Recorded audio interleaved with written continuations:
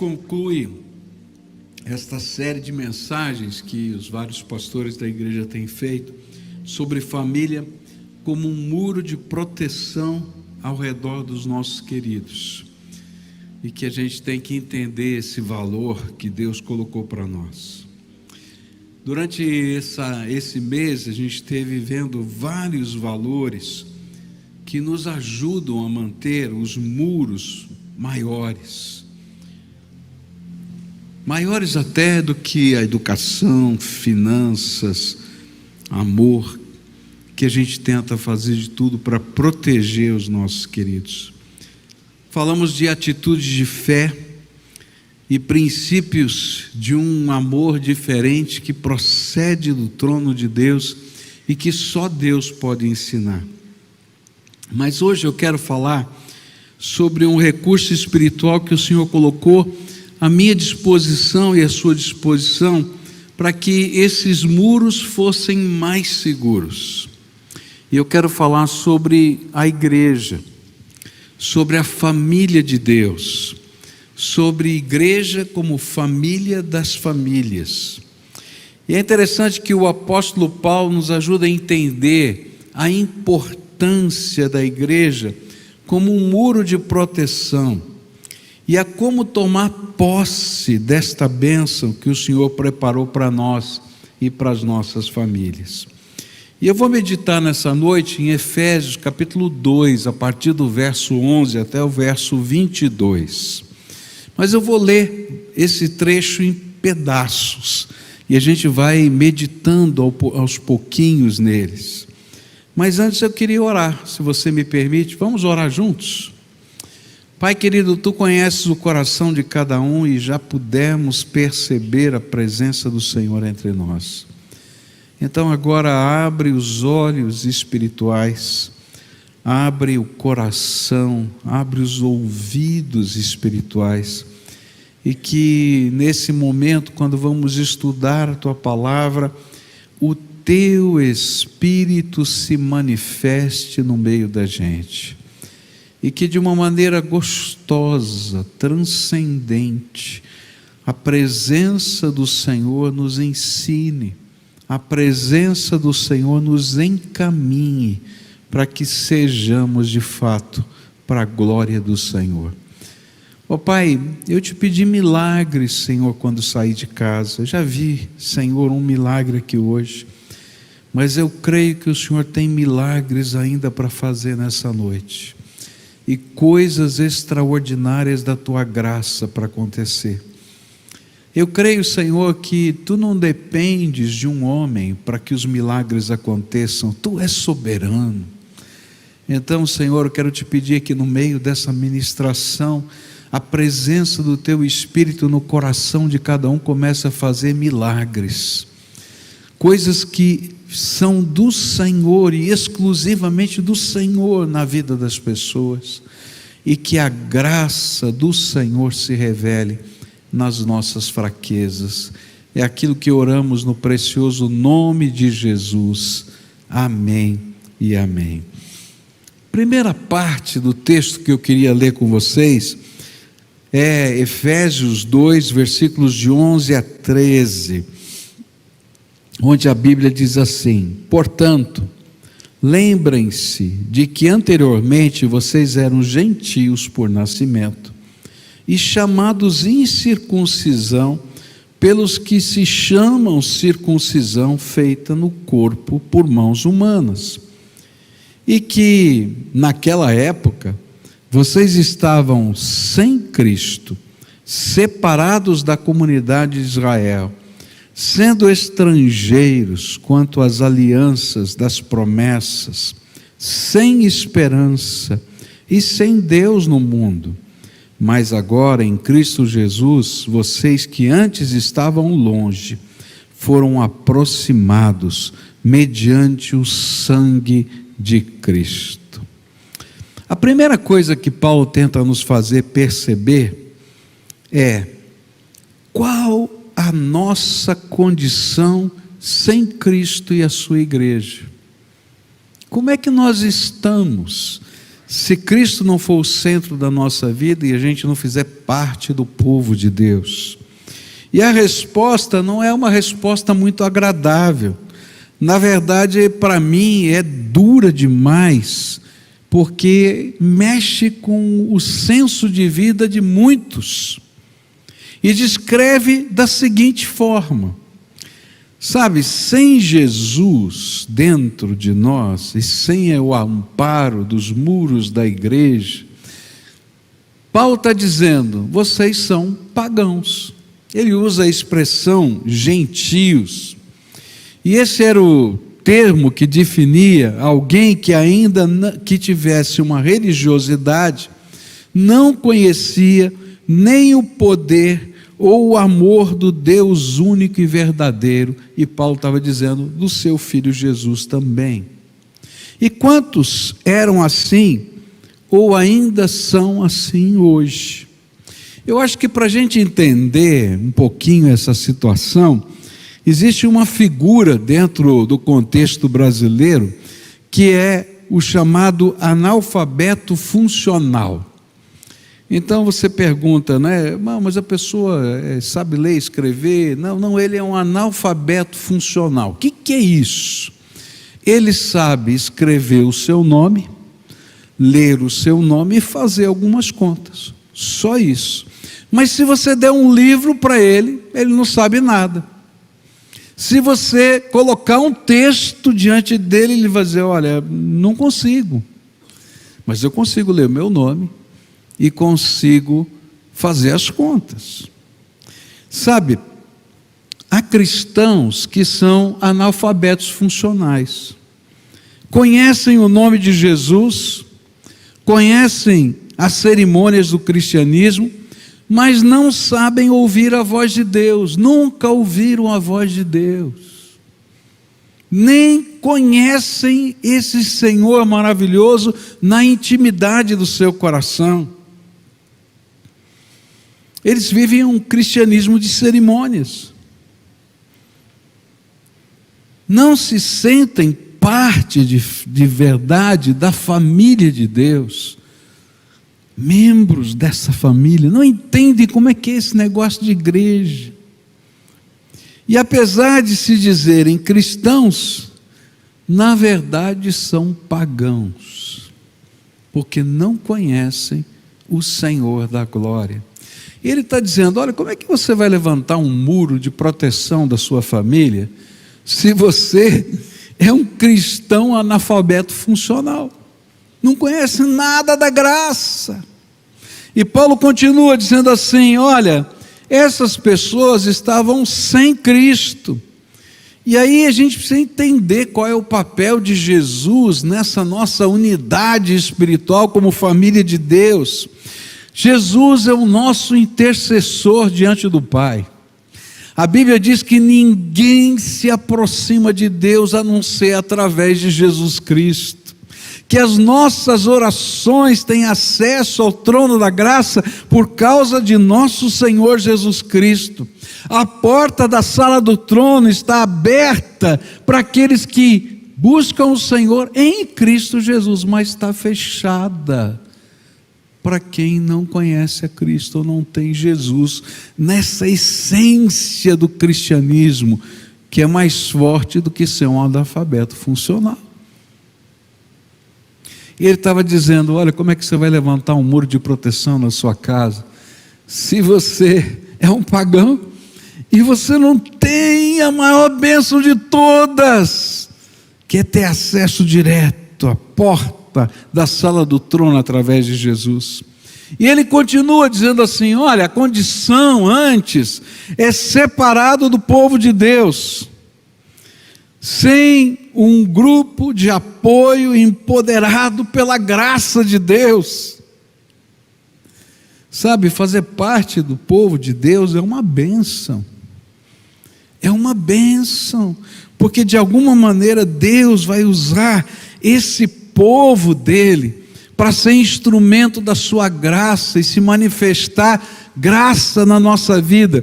E às vezes ele vai usar esse povo de Deus com gente que a gente nem conhece, com coisas que acontecem na nossa vida, mas que são movimentos do poder do Espírito através de pessoas que fazem parte do povo de Deus. Ele disse: olha, a situação é ainda pior, porque vocês estavam alheios às promessas de Deus, sem poder para acessar o trono da graça, e sem o privilégio de desfrutar cada uma das promessas de Deus. Sabe que existem promessas de amor, de misericórdia, de salvação, de transformação, tremendas, que vêm do trono da graça para cada um de nós. E ele está dizendo: olha, está fora, essa promessa não atinge. E aí ele diz 3 palavrinhas horríveis: sem esperança. E diante das nossas fraquezas, dificuldades, diante das batalhas, a gente olha para um lado, olha para o outro, olha para frente, olha para trás, e não tem esperança, fica desesperado. Nós não sabemos o que fazer, nem para onde correr. E ele coloca a segunda palavra, a segunda expressão: sem Deus, sozinhos, uma solidão pessoal, espiritual, emocional insuportável. E ele diz: no mundo, e descobrimos como filho pródigo que neste mundo ninguém dá nada para a gente, você tem que se virar. Quem pode construir um muro efetivo assim? Como nós poderíamos ser a proteção das nossas famílias se nós não conseguimos nem proteger a nós mesmos? E então vem o segundo trechinho que eu queria ler com vocês, que para mim é como se Paulo estivesse dizendo assim: olha, tem uma janela de esperança colocada aqui, presta atenção, tem uma janela da graça de Deus para você. E aí versículos 13, 17 e 18, a Bíblia diz assim: mas agora, em Cristo Jesus, vocês que antes estavam longe, foram aproximados mediante o sangue de Cristo. Ele veio e anunciou paz a vocês que estavam longe, e paz aos que estavam perto, pois por meio dele, tanto nós como vocês temos acesso ao Pai, por um só Espírito. E aí então ele vai dizer para a gente: olha, ao terminar essa descrição desesperadora, ele diz: olha, sabe como é que você pode tomar posse do maior de todos os tesouros, o maior e o mais forte muro de proteção para nós mesmos e para os nossos queridos? E ele diz: quando você entende e toma posse do que Jesus fez por nós na cruz do Calvário. Se você ama a sua família, você quer levantar muros de proteção para ela. E você vai tentar levantar os muros de proteção que estão à sua disposição. Você vai tentar investir no estudo dos seus filhos. Sacrificialmente você vai pagar uma escola, comprar livros. Você vai fazer dívidas para poder esse seu filho entrar numa universidade e você conseguir pagar. E você vai ficar feliz que está endividado. É verdade, não é verdade o que eu estou falando? Como membro de uma família, quando alguém está precisando de alguma coisa, a gente abre mão de qualquer coisa, e isso é natural para a gente, não é pesado. A gente faz isso com alegria, porque a gente quer abençoar aquelas pessoas que nós amamos. Mas, apesar de todos os muros que a gente possa levantar, a gente vai sempre perceber que o braço da gente é curto demais, que a mão da gente é pequena demais, que os recursos vão embora, que a gente gostaria, mas não pode.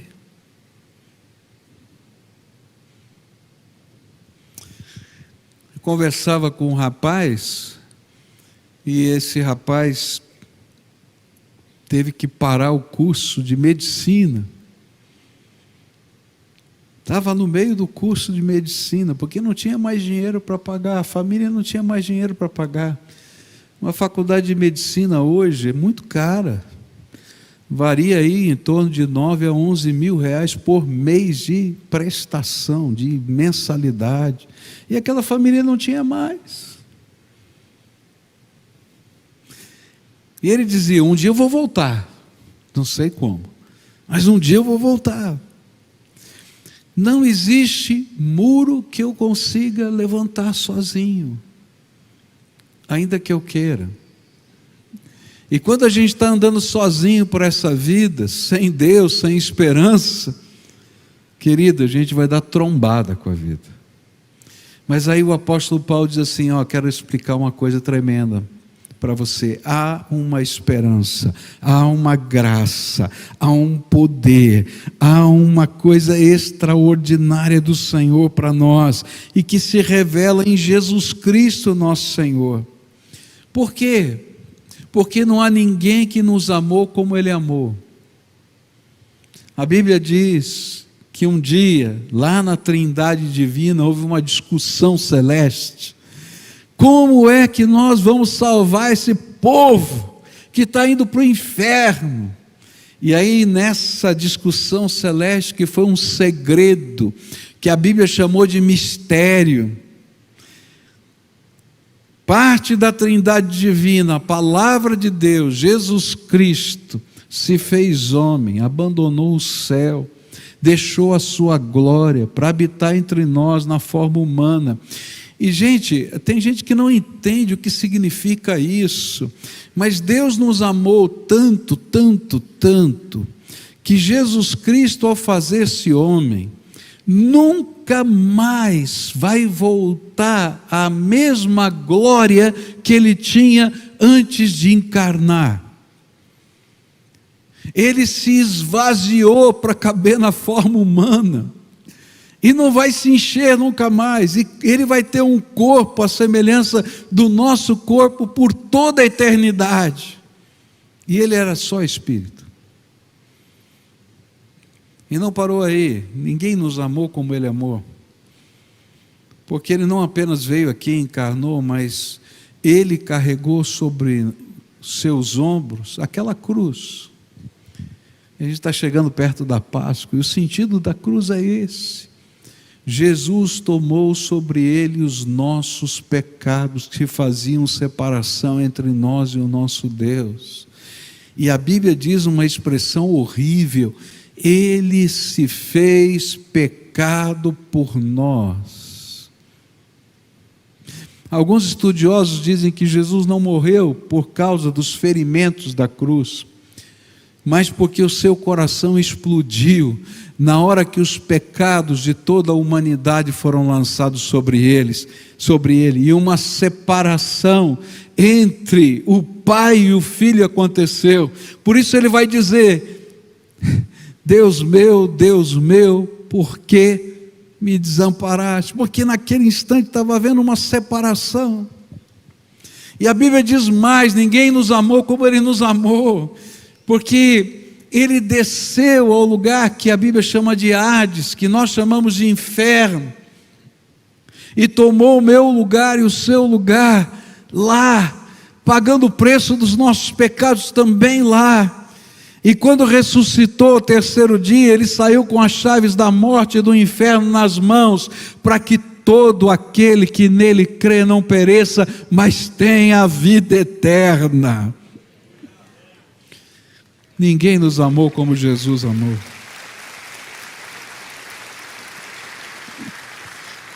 Ninguém nos amou como ele nos amou no passado, mas continuou nos amando no presente. E ele diz: eis que estou convosco todos os dias até a consumação dos séculos. E ele diz que eu posso entrar com ousadia no trono da graça de Deus, porque ele é o sumo sacerdote que intercede por nós. A Bíblia diz que ele nos amou a ponto de nos fazer assentar nos lugares celestiais em Cristo Jesus.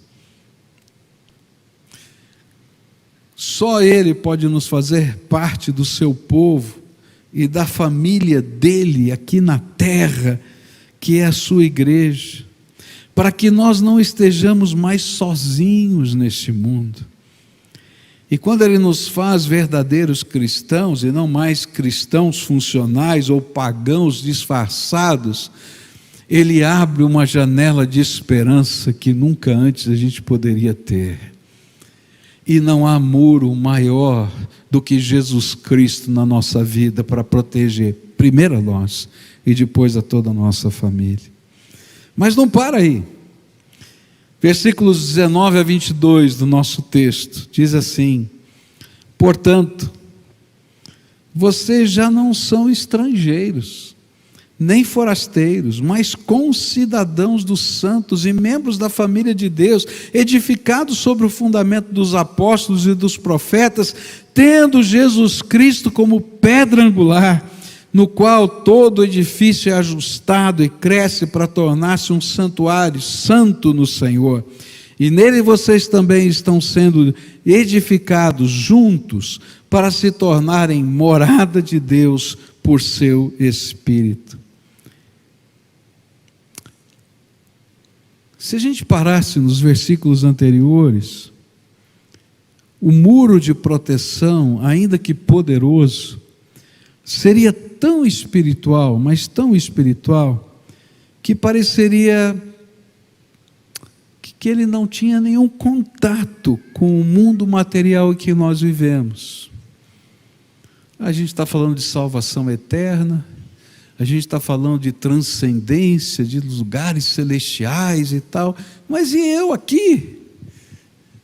Nas minhas batalhas, nas minhas lutas, nas situações difíceis, nas questões que são as mais doloridas da alma, que representam os relacionamentos de amor e família. É interessante, eu posso ter uma série de problemas, mas quando os problemas chegam dentro da nossa casa, a gente entra em parafuso.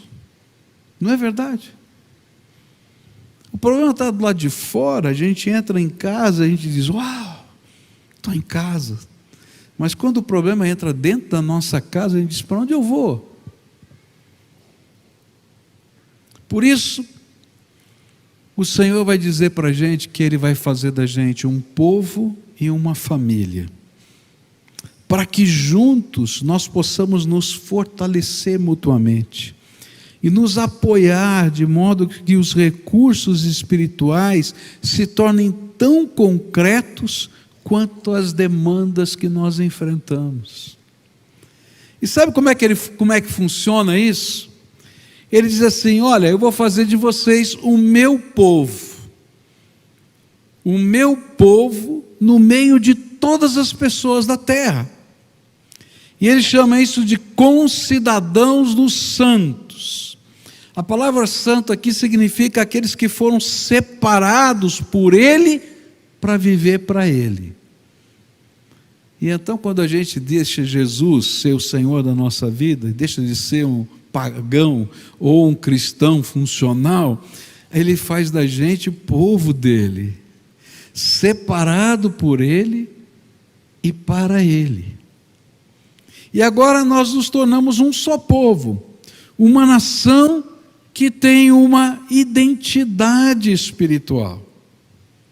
É legal, né? Porque quando a gente vai em qualquer lugar do mundo, a gente se encontra um brasileiro, a gente logo vê que é brasileiro. Ele está falando alto, está rindo, faz piada de tudo. A gente encontra um brasileiro em qualquer lugar do mundo só pelo jeitão dele. Isso aqui é brasileiro. É verdade ou não é? Porque cada povo do mundo tem a sua identidade. Tem uma identidade cultural. Tem uma identidade ética. Essa não é boa com o brasileiro. Eu entrei no Japão, num supermercado, e aí começaram a falar em japonês. Cuidado, tem brasileiro aqui no mercado. E tinha um japonês do meu lado, ele começou a rir. Eu não entendo nada de japonês. Ele dizia assim: sabe o que o homem estava falando? Eu falei: não, tem brasileiro aqui dentro. Porque você entrou aqui, ele está dizendo: toma cuidado, segura tua bolsa, tua carteira, porque tem brasileiro aqui. É horrível, né? Mas está bom. O que Deus está falando para a gente é o seguinte: eu vou fazer você do meu povo, e você vai ter uma identidade. O meu nome vai estar marcado sobre a tua vida, e todo mundo vai saber que você é de Jesus. Mas eu vou te dar uma cultura. Assim como na cultura a gente tem roupas, tem expressões do nosso jeito de ser, ele vai dizer: você vai ter uma característica própria. Teu jeito de viver, teu jeito de falar, teu jeito de vestir vai refletir a minha glória, porque você é meu povo. E ele vai dizer: eu vou te dar uma ética. Você vai deixar de ser brasileiro, porque agora, se você é de Jesus, você vai ter que ser sério, honesto, alguém de uma só palavra, porque a Bíblia diz: seja o seu sim, sim, não, não, que passa disso é de procedência maligna. E mais, essa nova identidade se transforma em um poderoso muro de proteção à nossa volta, porque a gente carrega todos esses valores para dentro da nossa casa. E aí o nosso muro tem um sentido novo: valores, cultura, princípios, identidade, ética, que vem da graça de Deus para nós. Ele acrescenta nesse texto, diz assim: ele faz você sua família aqui na terra, membros da família de Deus. Eu fico pensando, por que Deus faz isso? Porque uma nação é algo grande demais. Por isso ele nos faz família de Deus em uma comunidade local. Você nunca vai entender o que significa ser família de Deus se você não for membro de uma comunidade local, uma igreja. Por quê? Porque você vai ter uma família de gente de carne e osso que se relaciona com você. Não é uma família perfeita, porque eu nunca vi nenhuma família perfeita. Você já viu alguma família perfeita? Onde tiver ser humano tem problema, tem defeito. Na igreja também tem. Mas tem gente procurando servir a Jesus. E aí nós vamos ser irmãos. E esse não é um título honorífico. Isso é uma expressão de vida. Porque a Bíblia diz que eu tenho que cuidar do meu irmão. E aí eu poderia contar muitas coisas lindas que têm acontecido, de cuidado, de atenção, de socorro. Por quê? Porque somos família de Deus. De gente chegar, como já aconteceu numa célula aqui da nossa igreja, cujo vizinho, que não tinha nada a ver com a nossa família espiritual, está sentado na soleira da porta da sua casa, e chorava, ele e a esposa, já idosos. E o vizinho diz: o que é que está acontecendo? Ele diz: fui despejado. Essa porta está trancada, eu não posso entrar mais, eu não sei para onde eu vou. E aí aquele irmão pega o seu telefone e liga para a sua célula e diz: eu estou com uma situação aqui que eu não consigo resolver sozinho. Vocês podem me ajudar? E aquela célula se mobilizou, alugou uma casa para aquele casal, pagou 6 meses adiantado de aluguel, mobiliou toda aquela casa, e hoje aquele casal faz parte da família de Deus.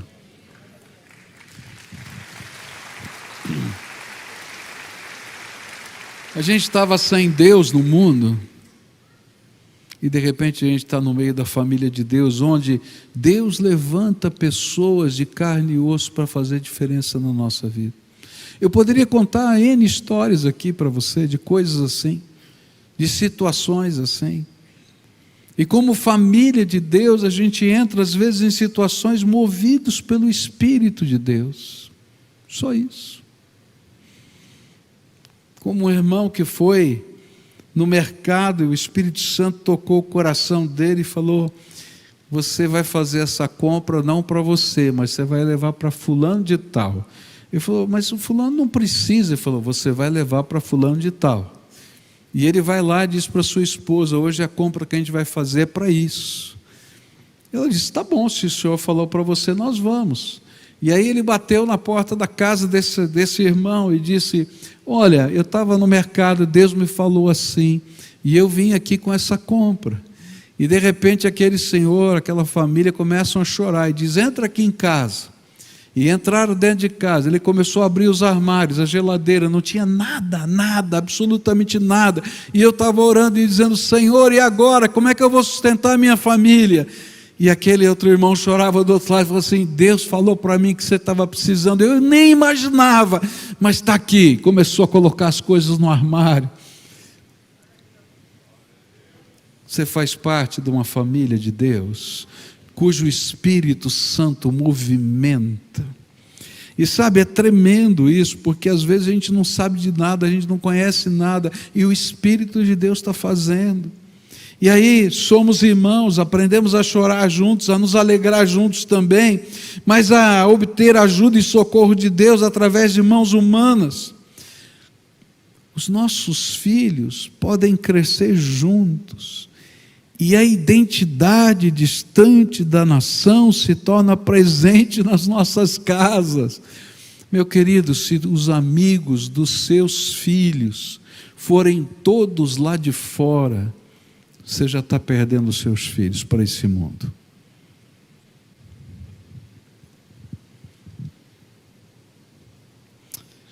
Ser família de Deus é pertencer, é amar e ser amado. Deus é o Pai, e nós somos a sua família. Você pode imaginar a sabedoria de Deus em criar um negócio desse? Porque quem criou esse negócio de família de Deus e igreja foi Ele. Isso aqui não é invenção humana. Jesus é que ensinou que deveria ser assim. Verso 20: edificado sobre o fundamento dos apóstolos e dos profetas, tendo Jesus Cristo como pedra angular, na qual todo edifício é ajustado e cresce para tornar-se um santuário santo no Senhor. E aí eu fiquei pensando, nós estamos tentando construir muros, enquanto o Senhor está construindo os muros para nós. Ele está edificando os muros de uma cidade santa, sobre o fundamento do ensino dos apóstolos, onde a pedra principal desse alicerce é o próprio Senhor Jesus Cristo. É isso que está dito aqui. E olha que coisa tremenda, são as promessas que agora eu faço parte. E lá em Zacarias, falando sobre essa cidade de Deus, ele diz assim, capítulo 2, versículo 5: e eu mesmo serei para ela um muro de fogo ao seu redor, declara o Senhor, e dentro dela serei a sua glória. Querido, eu posso tentar construir muros, mas Deus tem um muro melhor e maior. E a Bíblia diz que é um muro de fogo. Tem um muro de fogo à sua volta. Se você está no caminho do Senhor, se Jesus é o Senhor da sua vida, se você faz parte do povo dele, da igreja dele, quero dizer para você que Deus está construindo muros, e mais, dentro dos muros está Ele com a sua glória, porque Ele está no meio do seu povo. Eu estou tentando construir muros quando existem muros intransponíveis que só Deus pode fazer. O muro que eu construo cai, mas o que Ele constrói é indestrutível. É Ele quem faz isto coletivamente através da sua igreja. E por isso Jesus afirmou a Pedro uma coisa tremenda sobre a igreja. Ele disse assim: também eu lhe digo que você é Pedro, e sobre esta pedra edificarei a minha igreja, e as portas do inferno não prevalecerão contra ela. E eu lhe darei as chaves do reino dos céus. O que você ligar na terra terá sido ligado nos céus, e o que você desligar na terra terá sido desligado nos céus. Quero dizer uma coisa para você: você pode construir muros materiais para proteger a sua família, mas nenhum muro material que você levantar tem poder para deter o inferno e os seus demônios. Mas a Bíblia diz que o inferno e os seus demônios não podem prevalecer contra a igreja que pode ser muro de proteção da sua casa pela fé em Jesus Cristo. E mais, pela fé o Senhor dá a essa igreja, dá a esse povo, dá a cada um de nós, quando vivemos nessa comunhão santa, as chaves do reino, de modo que pelo poder da oração ligamos e desligamos, e a graça de Deus se manifesta tanto no céu quanto na terra. Que recurso maravilhoso! Mas alguns ainda preferem construir os seus próprios muros, ao invés de permitir que os muros do Senhor os abençoe. Que pena! O seu muro é fraquinho demais. Quando eu era garoto, eu fui para a praia com meu pai, e na praia a gente começou a construir um castelo de areia. Acho que todo mundo já brincou com isso alguma vez. E eu me lembro que nós ficamos horas, durante a manhã toda, construindo o castelo de areia. Mas a maré mudou. E quando a maré mudou, começou a subir, a água começou a bater no meu castelo de areia. Eu era garotinho, e eu fiquei bravo, fiquei triste, e eu queria levantar um muro de areia para impedir o mar de entrar no meu castelo. E o meu pai dizia: filho, não funciona. E eu dizia: não, papai, nós temos que fazer, vamos fazer um muro. E ele, na sua bondade, me ajudou a fazer um muro, mas ele dizia: não funciona. E quando a maré subiu um pouquinho mais, todo o meu castelo tinha ido embora. Tem muita gente construindo castelos de areia na sua vida. E as marés que estão aí, das lutas, das opressões, não estão funcionando. E você tenta levantar um murinho lá, não dá. Sabe o que você precisa? Você precisa da muralha do Senhor na tua vida. Você precisa estar no meio do povo de Deus, ter a identidade desse povo, para que aquilo que é ligado no céu seja ligado aqui na terra, e coisas tremendas da graça de Deus aconteçam, porque nós servimos a um Deus todo-poderoso, um Deus de milagres, um Deus de promessas, um Deus que faz maravilhas no meio do seu povo. Termino. Versículos 21 e 22. Para tornar-se um santuário santo no Senhor, e nele vocês também estão sendo edificados juntos para se tornarem morada de Deus por seu Espírito. Santuário para a morada do Espírito Santo. E Ele nos abençoa ainda mais, pois essa construção não é somente um muro, mas é um santuário onde o Espírito Santo do Senhor habita. E sabe, o Espírito Santo do Senhor é nosso conselheiro, Ele é nosso professor particular, Ele é nosso intercessor quando eu não consigo nem orar. A Bíblia diz que o Espírito de Deus intercede por nós com gemidos inexprimíveis. Tem dias que você está orando que você só consegue suspirar. Já aconteceu isso com você? Comigo já. E quando eu estou dizendo nem sei como orar, o Espírito Santo fala: deixa que eu já estou falando por você. Com gemidos inexprimíveis, Ele vai interpretar isso ao Pai. Esse Espírito é o mobilizador e energizador do seu corpo. A palavra de Deus fala que o Espírito de Deus se manifesta através de dons, ministérios e operações, está em algumas versões, ou energias na outra.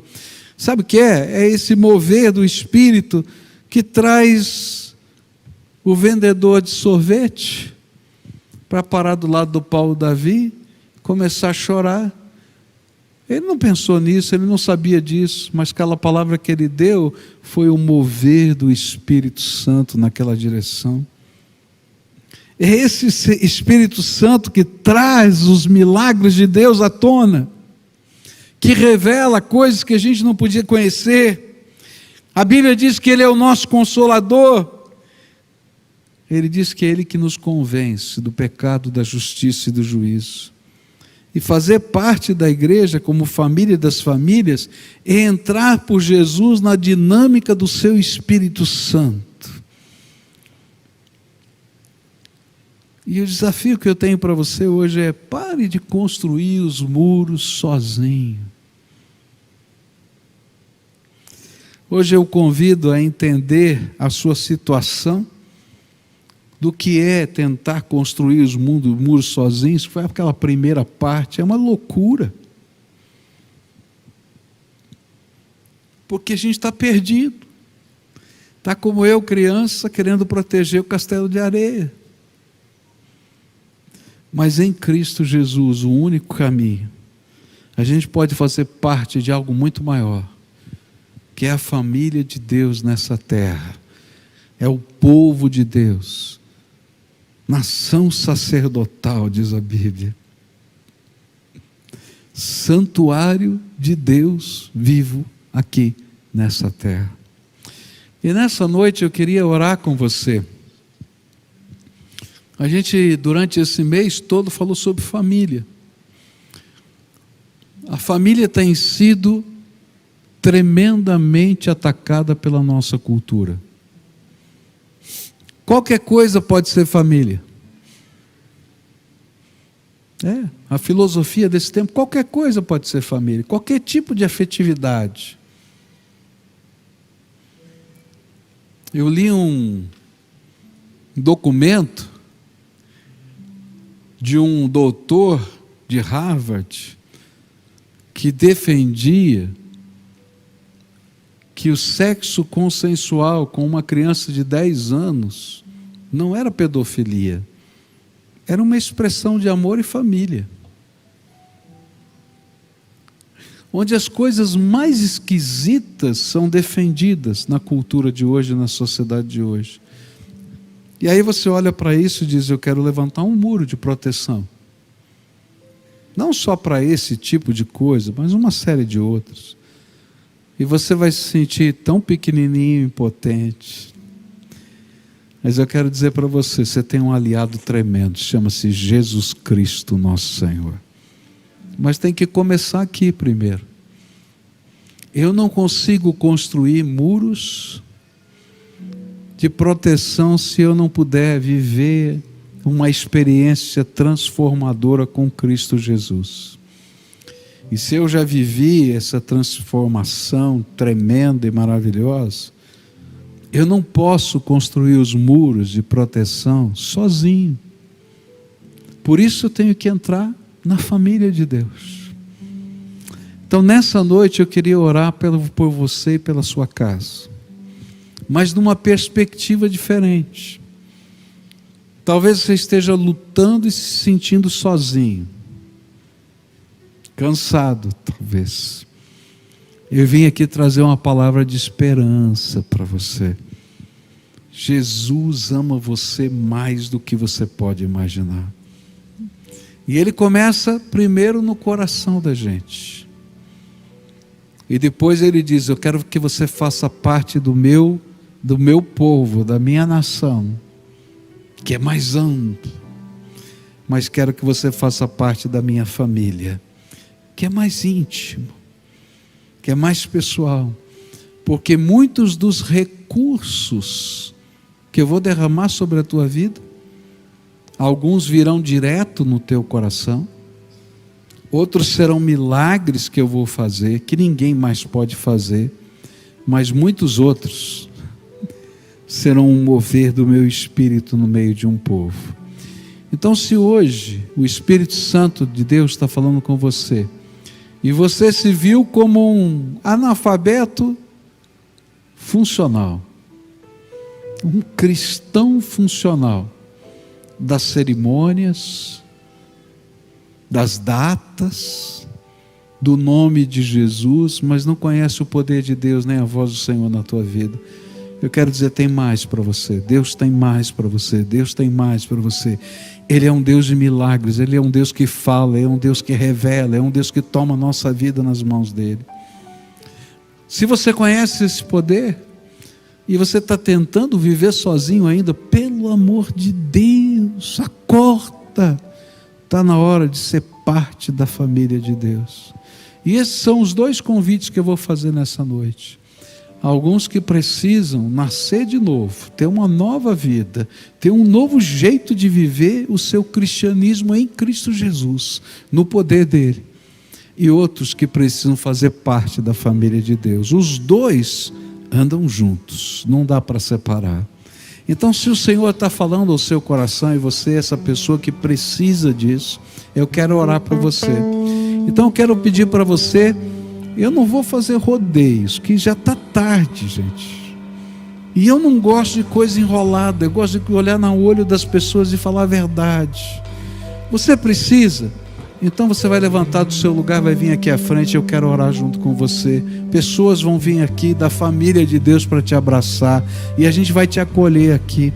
Porque se a gente não está disposto a ouvir a voz de Deus num templo, na hora da oração, então não se iluda, você não vai ouvir essa voz de Deus nunca.